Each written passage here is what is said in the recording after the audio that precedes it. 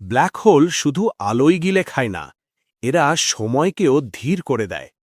আইনস্টাইনের theory of relativity অনুযায়ী কোনো বস্তুর মাধ্যাকর্ষণ যত শক্তিশালী হয় তার আশেপাশে সময় তত ধীরে চলে। আর ব্ল্যাক হোলের মাধ্যাকর্ষণ এতটাই শক্তিশালী যে তার কাছাকাছি গেলে সময় প্রায় থেমে যাওয়ার মতো মনে হয়।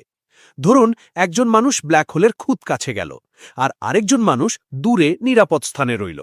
দূরের মানুষটির কাছে কয়েক মিনিট কেটে গেলেও ব্ল্যাক হোলের কাছে থাকা মানুষের জন্য হয়তো মাত্র কয়েক সেকেন্ড পার হবে।